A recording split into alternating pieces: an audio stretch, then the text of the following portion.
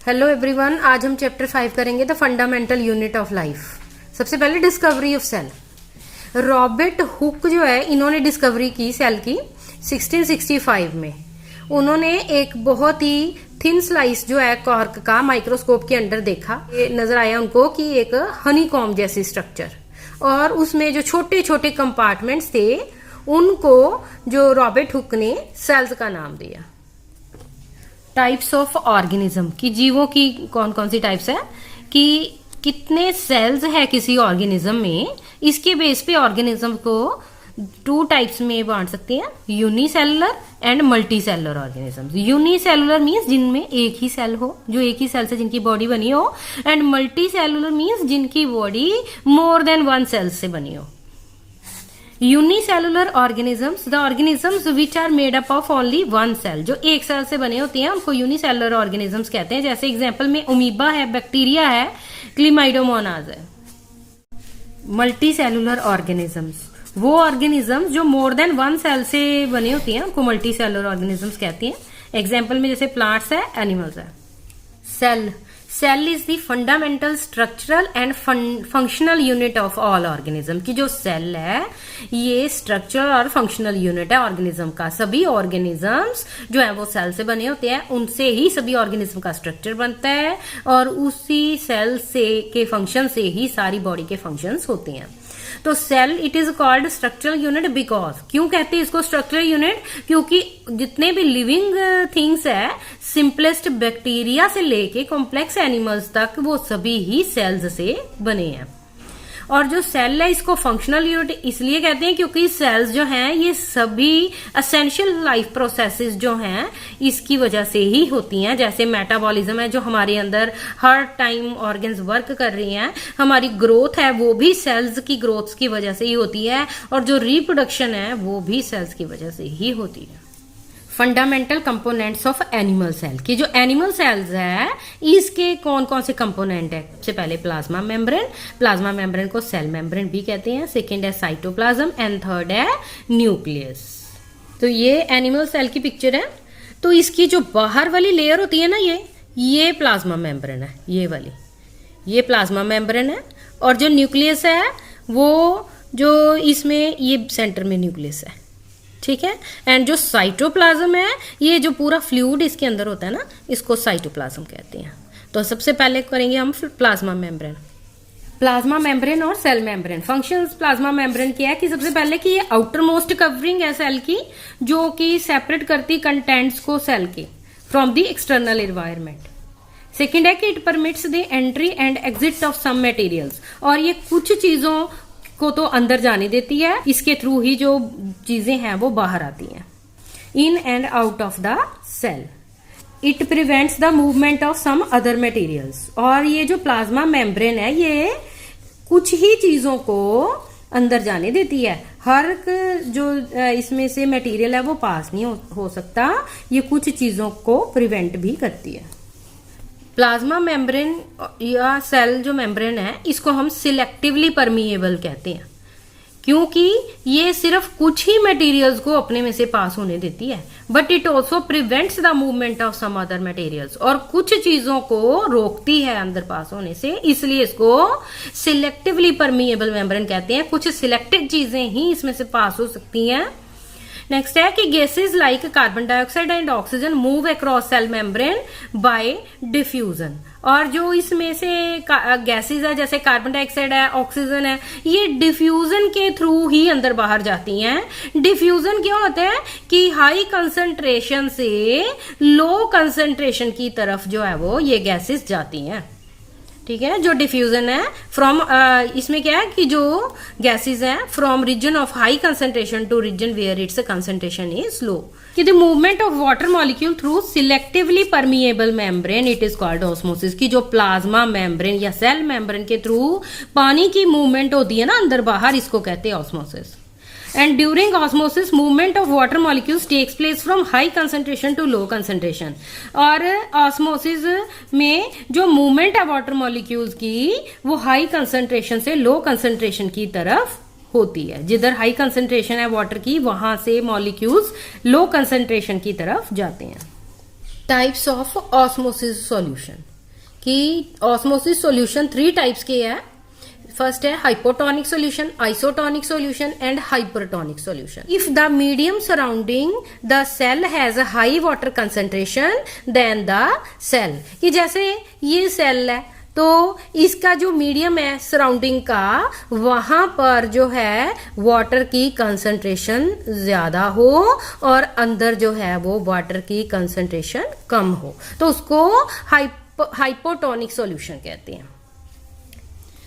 Isotonic solution, isotonic solution क्या होता है कि if the medium has exactly the same water concentration as the cell, such a solution is called a isotonic solution, कि जैसे ये cell है, इसके सराउंडिंग में जो कंसंट्रेशन है वो भी इतनी हो और बराबर की जो कंसंट्रेशन दोनों तरफ होगी, तो ये आइसोटोनिक सॉल्यूशन कहलाता है।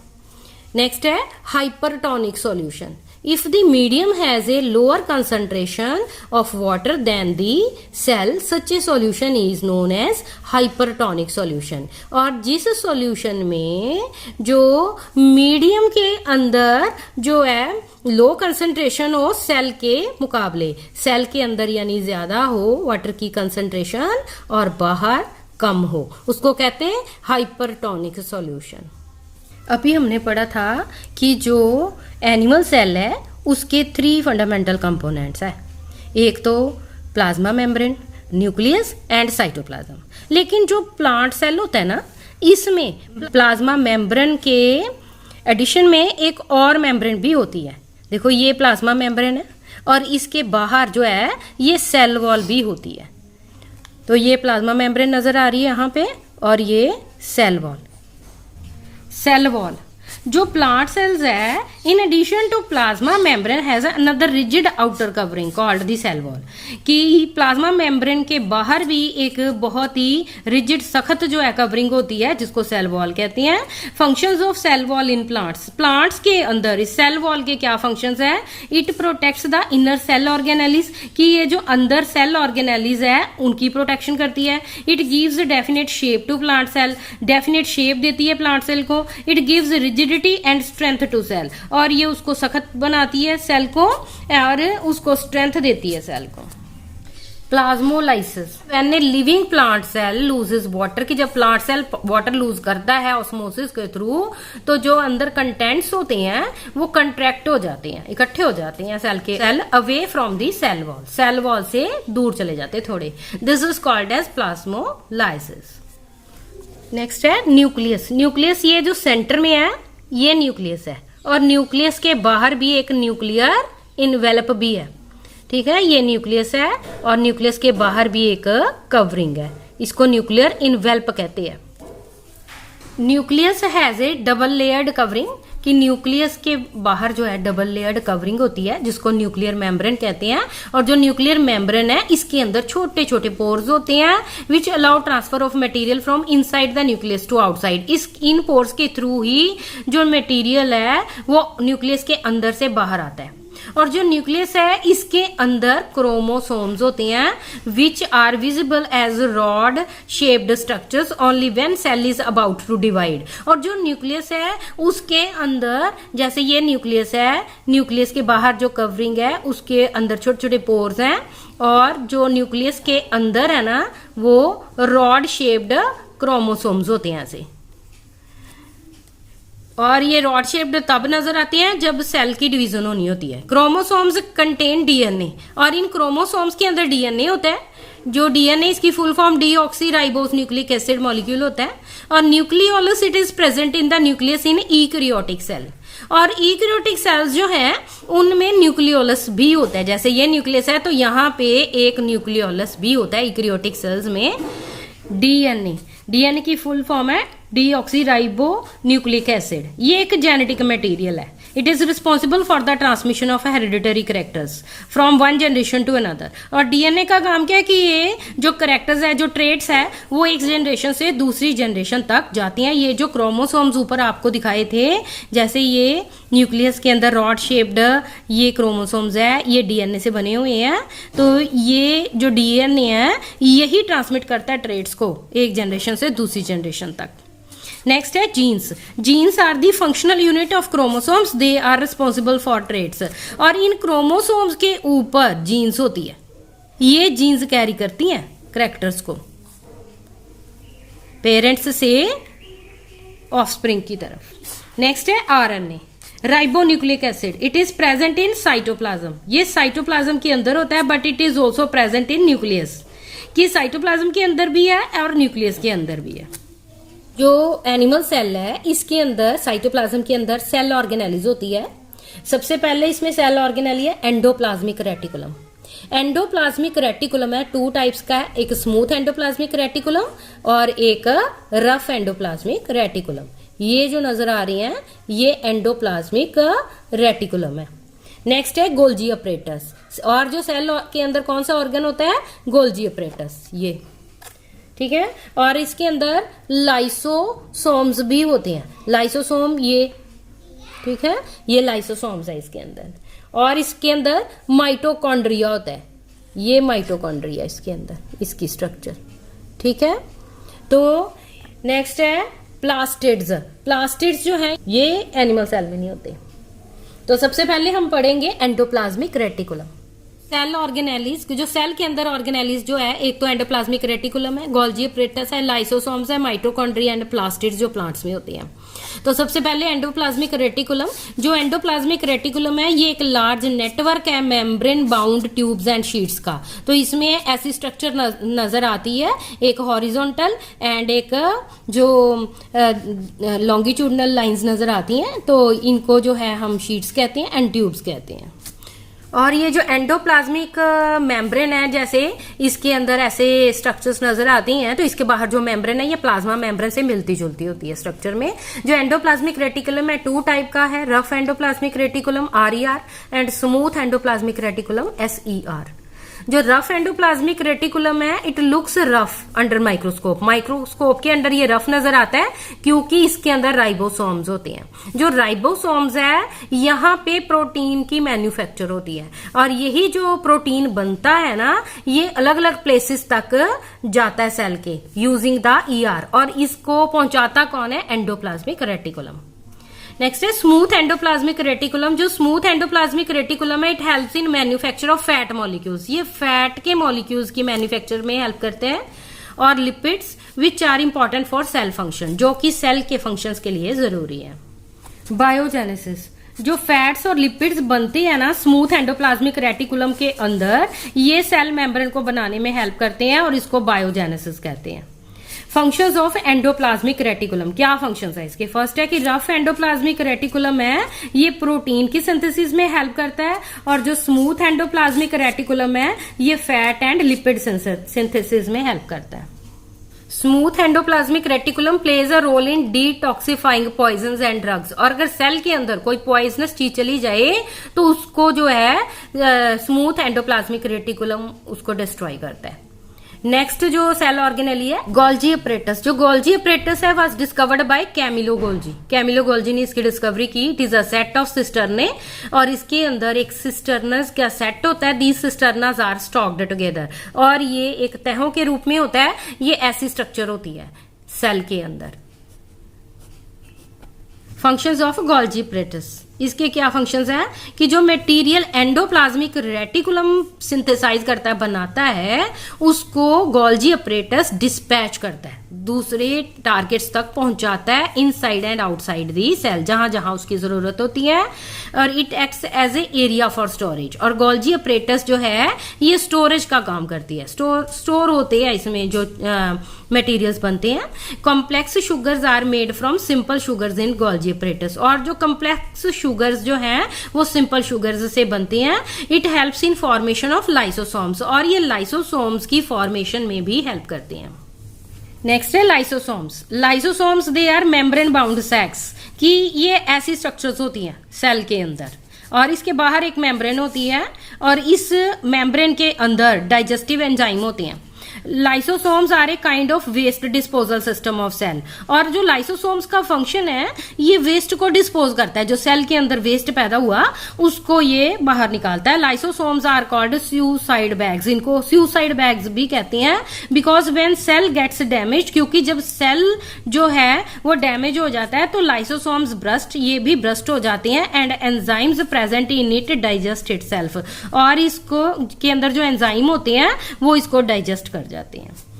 फंक्शंस ऑफ लाइसोसोम्स, लाइसोसोम्स के फंक्शन है कि they help in breaking down of organic material, ये ऑर्गेनिक मटेरियल्स की ब्रेक डाउन करती हैं। They destroy any foreign material inside the cell, और अगर कोई भी फॉरेन मटेरियल अंदर चला जाए, कोई भी बैक्टीरिया या कोई पॉइजनस चीज चली जाए तो ये उसको डिस्ट्रॉय करते हैं सेल के अंदर, सच एज बैक्टीरिया, फूड है एंड ओल्ड ऑर्गेनेलिस, ये इनको भी डिस्ट्रॉय करता है। नेक्स्ट है माइटोकॉन्ड्रिया, जो माइटोकॉन्ड्रिया इनको हम पावर हाउस कहते हैं सेल का। क्यों कहते हैं? क्योंकि ये स्टोर करते हैं and release energy in the form of ATP, adenosine triphosphate. तो mitochondria they has two membrane coverings, the outer membrane it is porous while the inner membrane it is folded. तो फंक्शंस ऑफ माइटोकॉन्ड्रिया कि mitochondria क्या करता है, ये energy provide करता है ATPs की फॉर्म में, which is vital for activities in living cells, जो कि एटीपीज जो है ये डिफरेंट जो एक्टिविटीज सेल करते हैं उसके लिए बहुत जरूरी है।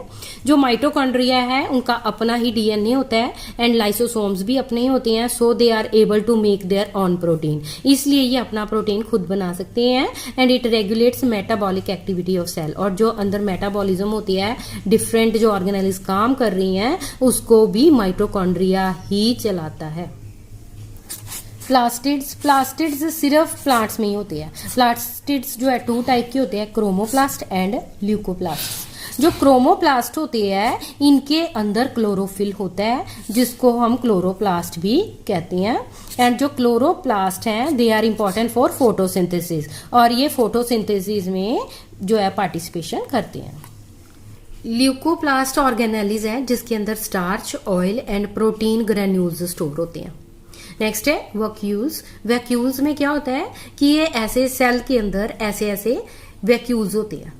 वैक्यूल्स दे आर स्टोरेज सैक्स, और ये स्टोर करते हैं for solid and liquid contents, solid और लिक्विड कंटेंट को स्टोर करने का काम है वैक्यूल्स का।